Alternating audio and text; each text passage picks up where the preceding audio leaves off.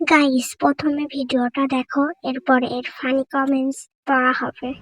আপু আপনি বিয়ে করেন নাকি বিয়ে হয় না? ভাই আমার 16 বছর, আমি বাচ্চা একটা মেয়ে, আমি এখন কিসের বিয়ে করব? আমার বিয়ের এখনো অনেক দেরি আছে।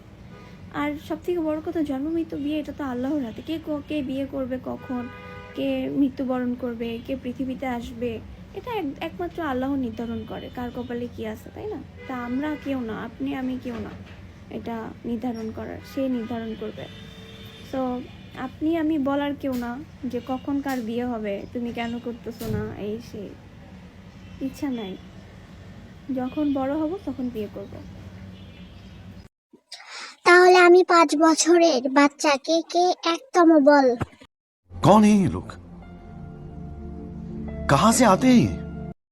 আপনাদের কারণেই তো আমাদের কিছু বন্ধু এখনো হিন্দু মারে।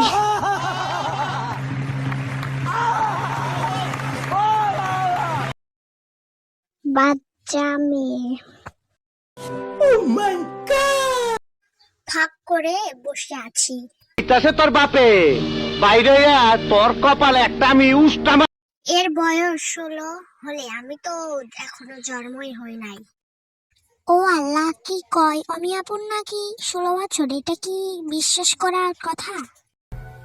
তুই এভাবে ফুলিস না, বিশ্বাস করতে হবে তোকে। হ্যাঁ,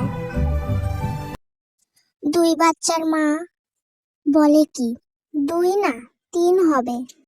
তো গাইস, এটাই রহস্য, বুঝছো? বিয়ে হয় না রে।